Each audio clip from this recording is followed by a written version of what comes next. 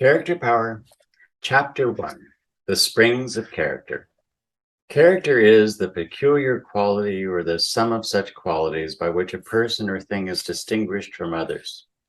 The term, as applied to human beings, usually is defined as the strong intellectual or moral qualities of a person, but others have sought to emphasize the part played by actions and conduct in human character, and have accordingly suggested the definition of character as the general rule of conduct governing the acts and actions of a person.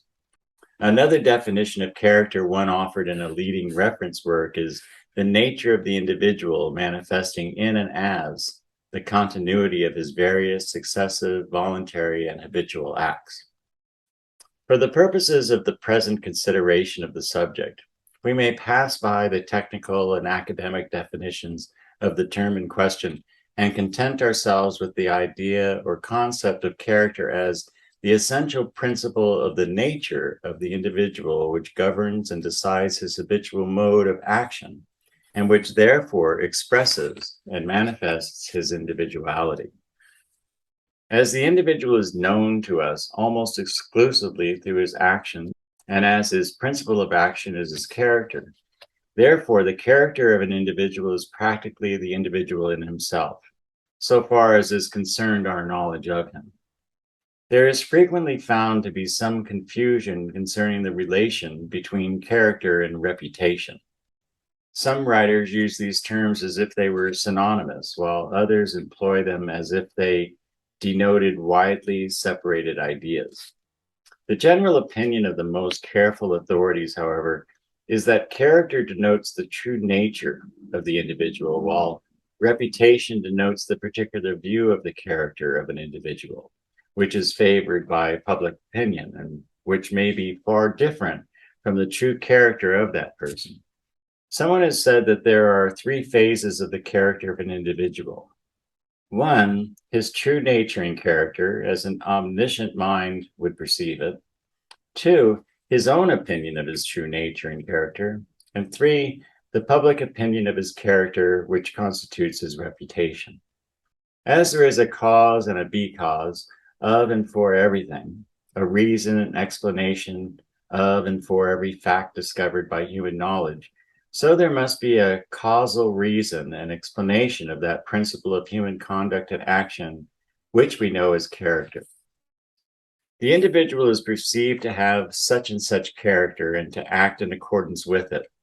He is discovered to possess certain habits of thought, feeling, and action, and to express and manifest these characteristic states in his activities of life. This habitual character or nature cannot be supposed to exist in and of itself without cause, reason, or explanation. Rather must it be assumed that his character and nature, like everything else in the manifested universe, has its reason and explanation in an antecedent and preceding chain of circumstances and conditions, influences and determining factors. Accordingly, the psychologist proceeds to seek for and to discover these causes and becauses, these reasons and explanations of character. Halleck expresses the conclusions of orthodox psychology on the subject of the causal sources of character in the following statements. Character is the resultant of several factors: will, heredity, and environment. Let us take an actual case to represent these at work. Shakespeare was born of parents who could neither read nor write. There was something in the boy more than either of them.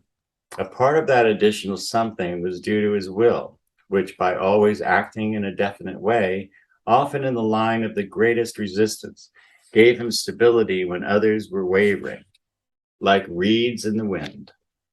Unlike Marlowe, Shakespeare was not killed in an alehouse, although he must have felt promptings to waste his time and nervous force there, as did many of his fellow dramatists.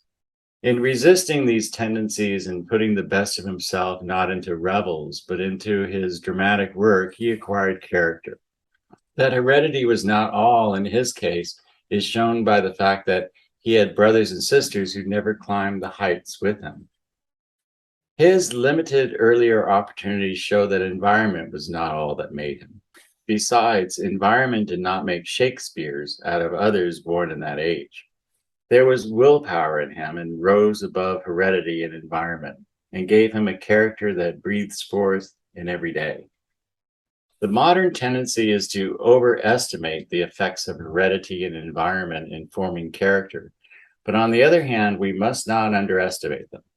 The child of a Hottentot, put in Shakespeare's home and afterwards sent away to London with him, would not have given the will sufficient material to fashion over into such a noble product. We may also suppose a case to show the great power of environment. Had a band of gypsies stolen Shakespeare at birth, carried him to Tartary, and left him among the nomads, his environment would never have allowed him to produce such plays as he placed upon the English stage. Heredity is a powerful factor, for it supplies raw materials for the will to shape. Even the will cannot make anything without material. Will acts through choice, and some kinds of environment afford far more opportunities for choices than others. Shakespeare found in London the germ of true theatrical taste, already vivified by a long line of miracle plays, moralities, and interludes. In youth, he connected himself with the theater, and his will responded powerfully to his environment. Some surroundings are rich in suggestions, affording opportunity for choice, while others are poor. The will is absolutely confined to a choice between alternatives. Character, then, is a resultant of willpower, heredity, and environment. A man cannot choose his parents, but he can, to a certain extent, determine his environment. Shakespeare left Stratford and went to London. He might have chosen to go to some insignificant town where the surroundings would have been uninspiring. In middle life, a man's decisions represent his character. He will be swayed by the resultant force of all his preceding choices, in other words, by his character. What has the will to do with character? Character is largely a resultant of every voluntary act from childhood to the grave. We gradually make our characters by separate acts of will, just as the blacksmith, by repeated blows, beats out a horseshoe or an anchor from a shapeless mass of iron. A finished anchor or a horseshoe is never the product of a single blow. A man acquires character by separate voluntary acts. We apply the term conduct to those actions, unified into a whole, which relates to the welfare of the self, either directly or indirectly through the welfare of others. We are coins, the metal of which has been dug from the mines of our inborn intellectual and moral faculties by the willpower. If we properly work these mines, we may find metal enough in us to justify a stamp of a very high value. On the other hand, though there is much unmined metal beneath the surface, we often form a character marked with a penny stamp. It may be true that circumstances stamp us to a certain extent, but it is also true that the way in which we use them stamps us indelibly. While the above quotation from Professor Halleck gives an exceptionally clear and full view of the representative thought of modern orthodox psychology concerning the springs and sources of character, and is deserving of the most respectful consideration and careful study, nevertheless, there is a view of the subject which transcends that of even such able psychological thought, and which enables us to interpret the latter in terms of a higher knowledge. This view is accepted and employed in the present instruction. There is no particular name applied to this higher presentation, however, and we must content ourselves with allowing it to explain and define itself as we proceed to consider it. We may say, however, that it may be thought of as the new psychology or applied psychology with the addition of a certain spiritual element. Let us consider this view of the subject by means of its teachings, rather than by attempting to define it or to give it a name. In the first place, in this new view of the subject, the will is not accorded the supreme place. True it is that the will is the most important instrument employed in the development of character, but at the last, the will is perceived to be but the instrument, not the user of the instrument. The user of the implement of will, is that mysterious entity which abides in the center of the consciousness of the individual, and which is known to him as the I, ego, or I am I principle of his being. This I am I is that focal center of consciousness and of will established by that power, which is the source and origin of all power. It is the supreme center of personal power of the individual. It is that something or somewhat which is the user of the physical, mental, and spiritual tools, instruments, and implements of the being of the individual. This I am I of the individual is the user of the instrument or implement of will in the process of the development of character. By means of this instrument, it is able to mold and fashion the character at will, employing in the process, however, the raw materials afforded by heredity and environment, employing them, moreover, in a manner and to a degree not generally recognized by modern orthodox psychology, when the consciousness of the I am I is awakened to self-recognition, self-realization, and self-manifestation. In order to understand more clearly how these raw materials are so employed in the fashioning and creating of character, let us briefly consider just what are these raw materials, i.e., heredity and environment, in their last analysis. The last analysis shows each of these in some ways to be less than what we had expected, and yet in other ways more than we had suspected. Each is, moreover, shown to be a most efficient servant of the I am I, yet in itself by no means the master of character. Heredity is usually defined as hereditary transmission of physical or psychical qualities of parents to their offspring. The term, however, has a far more extended meaning than that thus indicated. Instead of being limited to the transmission of the qualities of the individual from his parents, its meaning may be extended to include the transmission of qualities to the individual from the entire line of his ancestors, the racial qualities, the tribal qualities, the general family qualities. Heredity, in fact, is the transmission of the essence of the entire experience of the human race, and even of the experience of the life forms which were the ancestors of the race of man. At the last, heredity is seen to be the transmitted record of the past experience of the life forces of the universe. Heredity is the impressed records of the past experience, the past environment of the life forms. It must include the best as well as the worst and all that lies in between. Special combinations of these records may serve to give a set or a tendency towards certain lines of action on the part of the individual, but these may be overcome or transcended by the employment of the will, and other combinations may be thus built up or fashioned from the other elements of character which abide in the deeper subconscious regions of the self, just as truly as from those elements lying nearer to the surface of consciousness. The determined will may oust from the throne of character those elements of heredity which seem to be objectionable, and may supplant them by the more desirable elements which abide in the subconscious self, merely awaiting the call or demand of environment or will. It has well been said that we have the whole menagerie of heredity within us, the tiger, the ape, the peacock, and all the rest. But equally true is it that in each of us is found to be the master of the show, who is able to control the animals, to summon forth those which serve best his purposes, and to confine safely those of an undesirable character. Sometimes, alas, this master of the show is asleep, or at least drowsy, and the animals conduct the show themselves. But the master, once aroused into self-recognition and self-realization, he then proceeds to exercise his powers of self-manifestation. The I am I is the master of the show, the tanner of the wild beasts, the trainer of the animals of the menagerie of the self. Heredity at the last is seen to be but the transmitted records of the past experiences of the race. These racial experiences were the result of the contact of countless generations of individuals of the race with their respective environments. These reactions to the stimuli of environment, repeated over and over again through innumerable generations, gradually tended to become set or fixed to some degree in the plastic mental substance of the race.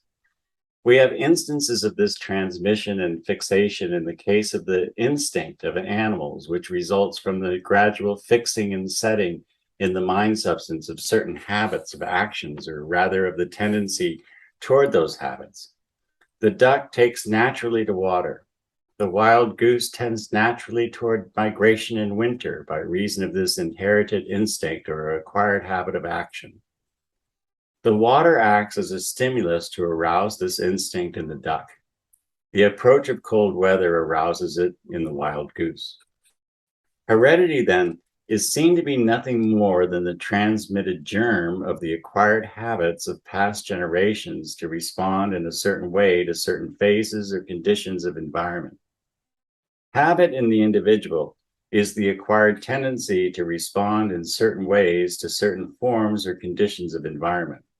So as you see, heredity is but one phase or form of tendency or habit to respond to the stimuli of environment.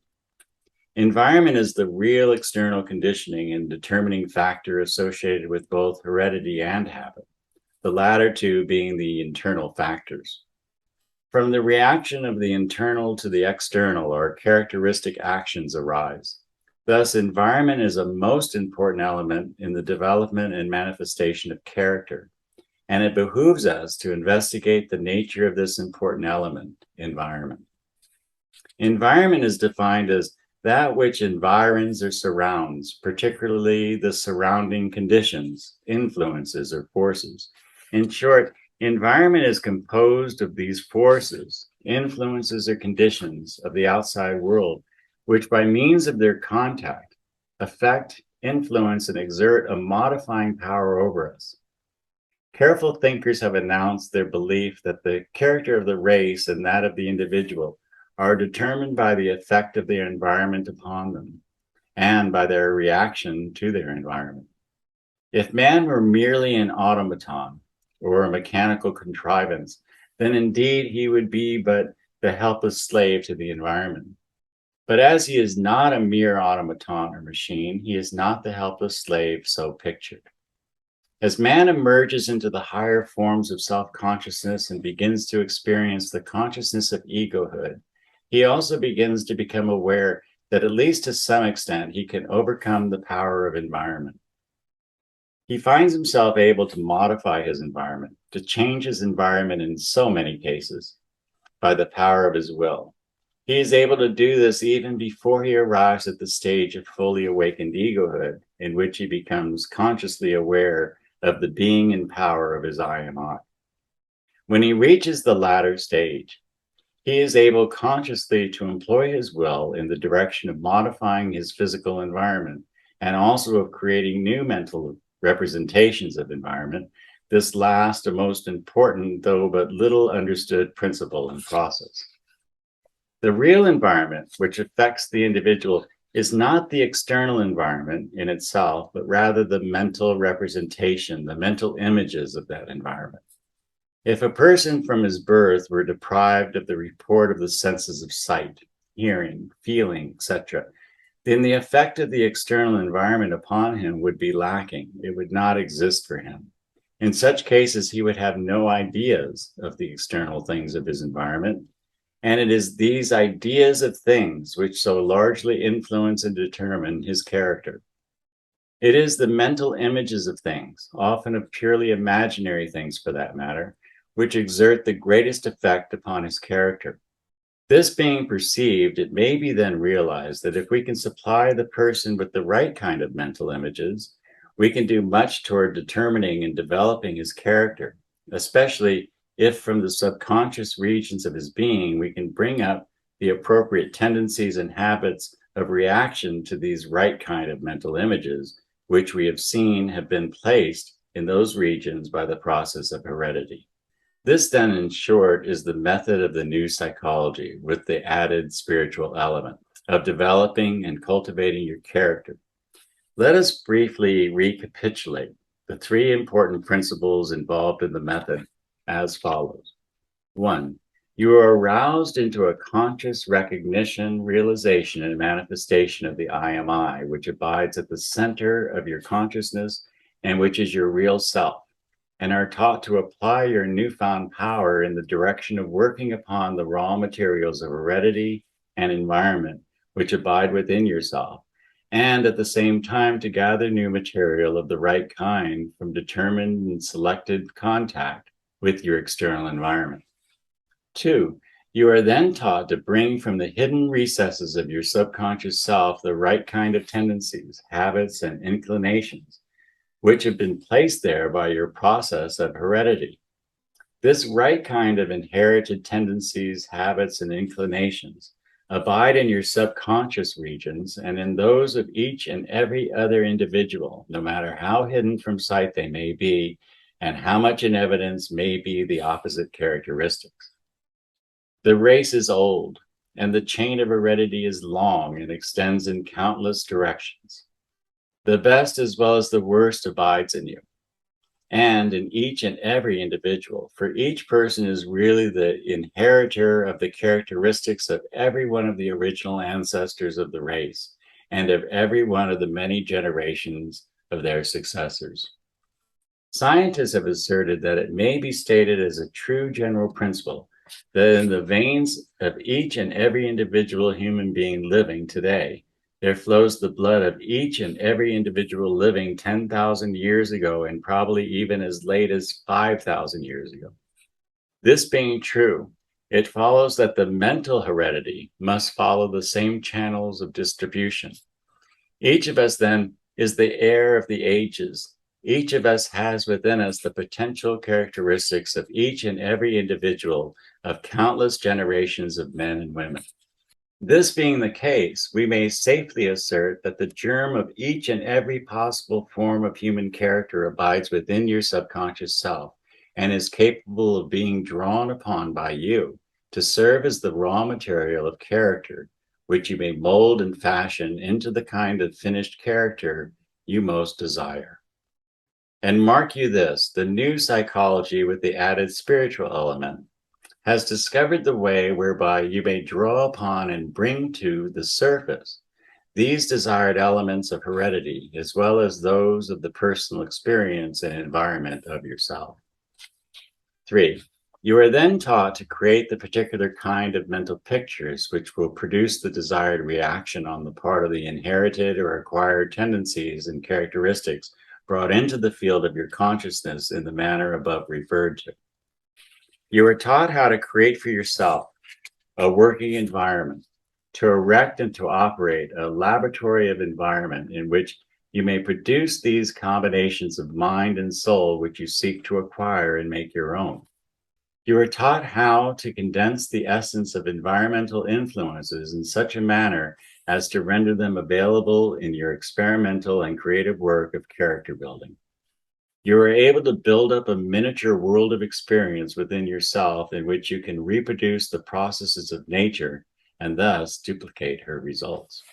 Noted botanists and naturalists have been able to anticipate nature's evolutionary plans and to produce here and now plant forms and animal forms which in the ordinary case of evolution would not have reached the earth scene until after thousands of more years of slow development. So may you, if you are sufficiently persistent and insistent, develop your character along the desired lines of such a degree of proficiency as unaided nature is able to produce only at rare intervals by exceptional combination of elements through many generations of race evolution. The key to the new methods of character building is, of course, found in the arousing of the full degree of the conscious recognition, realization, and manifestation of your I am I. Without this, full success along these lines is impossible. But even though you obtain only a partial measure of this superior consciousness, you may obtain a corresponding degree of success along these lines. By applying these methods, you and also practically every individual of average intelligence and willpower will be enabled to secure satisfactory results in some degree at least, and moreover, by means of the continued and persistent application of these principles and the methods based thereupon, the fuller awakening of the desired consciousness of the real self is encouraged. When your inner nature feels most keenly the need of the fuller awakening, Then there is set into operation the forces which serve to encourage and to hasten such process. The insistent demand and the persistent application of the working principles here bring forth the supply, just as they do on all of the planes of nature's manifestations and processes. The physical basis of character. The plan and methods of the development of character which are taught in this book are not necessarily based upon the purely metaphysical theories concerning the nature of mind, although, of course, they fit very well into such conceptions and afford efficient channels for their expression. Those who base their conceptions of mind upon the functions and activities of the brain will likewise find in these plans and methods an efficient and useful means of putting into application the practical features of their phase in mental philosophy or mental science. Just as electricity may be employed and set to work along certain lines and under certain laws of application with satisfactory results, notwithstanding the different particular theories concerning the essential nature of the energy itself, so the powers of your mind may be set into operation effectively by means of these plans and methods without regard to your particular views concerning the essential nature of mind. So far as the actual practical application of the powers of the mind is concerned, it makes little or no difference whether you regard mind as a substance or even as an entity, or whether, on the other hand, you regard mind as a product of the activities of the brain or even as simply the processes of brain activity. So far as this instruction is concerned, you may proceed either upon the theory that mind produces the brain cells or upon that which holds that brain cells produce mind. Personally, we are inclined to the opinion that the truth concerning this matter consists of a reconciliation of these two opposing hypotheses, and that mind, as we know it in our experience, is the product of the mutual action and reaction between the spirit and the material aspects of our mental nature. But we do not insist even upon this. You are left free to choose for yourself and even to build up an entirely new and different hypothesis. The plan and methods will be found to work out equally well in either case.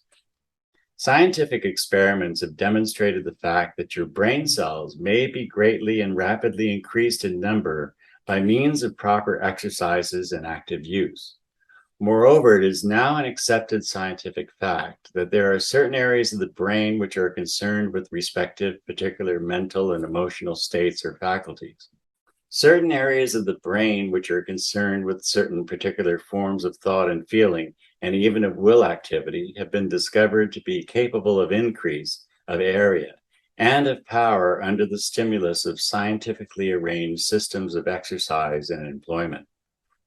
The old-time phrenologists insisted upon this fact, derided as were their theories when first promulgated, and modern psychological experiments have served to corroborate and to verify the general principles of these old teachings, once so ridiculed.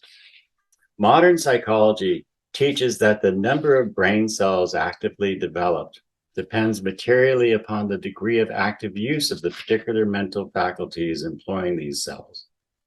It is estimated that the brain in the average individual contains many billions of brain cells in various stages of active development. In some cases, it is estimated that not more than 500 million cells are actively employed and developed, while in others, as many as 5 billion are actively developed and employed. It is also stated that the number of brain cells present always is far in excess of those actually employed and fully developed. Nature preserves an enormous reserve stock for possible emergencies. It is also held that active employment of the brain cells in any particular area tends to hasten the full development of the reserve cells in that area, and also that nature causes the brain cells to multiply themselves in any area in order to keep pace with demands made upon it. So you see, there is no danger of your stock of brain cells becoming depleted. Professor Elmer Gates has conducted important and interesting experiments along these lines, all of which tend to corroborate the facts above stated. The following statement made by this scientist a few years ago will prove interesting and instructive in this connection. We ask you to consider it carefully, for it contains the hint of wonderful future achievements along the same line of investigation and experiment. Professor Gates says, the first experiment in my investigations regarding the mind consisted in giving certain animals an extraordinary and excessive training in one mental faculty, i.e., seeing or hearing, and in depriving other animals identical in age and breed of the opportunity of using that faculty. I then killed both classes of animals and examined their brains to see if any structural difference had been caused by excessive mental activity as compared with the deprivation or absence thereof. During 5 or 6 months, for 5 or 6 hours each day, I trained dogs in discriminating colors. The result was that upon examining the occipital areas of their brains, I found a far greater number of brain cells than any animal of like breed ever possessed. These experiments serve to localize mental functions and, above all, to demonstrate the fact that more brains can be given to an animal or to a human being in consequence of a better use of the mental faculties. The trained dogs were taught to discriminate between 7 shades of red and 6 or 8 of green, besides manifesting in other ways more mental ability than any untrained dog. The application of these principles to human education is obvious. A child that had been trained for 6 weeks after birth in the excessive use of the temperature senses, detection of heat and cold, was found after dying of scarlet fever to possess in the temperate areas of the brain more than 24 times the average number of cells. As a matter of fact, the child was able to detect differences in temperature unrecognizable by other children of his age. Under usual circumstances in education, children develop less than 10% of the cells in their brain areas. By processes of brain building, however, more cells can be put in those otherwise fallow areas, the child thus acquiring a better brain and more power of mind. Brain building should properly begin a few weeks after birth, because as soon as the brain is fully developed in all its areas, the child is prepared to acquire, by technical and professional education, special knowledge and particular kinds of skill. Phrenological measurements made at different periods of the life of the same adult individual have demonstrated beyond question that there occurs a perceptible increase in the area of the brain concerned with the activity of certain mental faculties, providing that such faculties have been actively employed in the occupation, the vocation, or avocation of the individual. In cases in which the occupation of the individual has been changed by circumstances and his activities directed into different channels of mental expression, there has been noted a cessation of development of certain brain areas and a corresponding increase in other brain areas. The increased areas being found to be those concerned with the processes of the particular faculties involved actively in the new line of work or channel of mental expression. So you see, physiology as well as psychology furnishes us with sufficient facts to corroborate the principle upon which this instruction is based. Namely, that in the mind or the brain of man, there abides abundant material to serve for the building up of the qualities of character, the mental and emotional qualities, faculties, and powers, and that by scientifically designed and directed methods and exercises, each or any of the qualities, faculties, or powers of your character may be increased, strengthened, and rendered more efficient, and that your undesirable qualities may be restricted and inhibited by means of the development of their opposites. You have the power to make yourself over and to mold your character closer to your heart's desire. To a great extent, every man is self-created.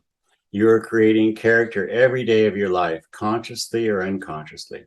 Then why not create it consciously, scientifically, and according to a purpose and plan designed by your reason and approved by your conscience?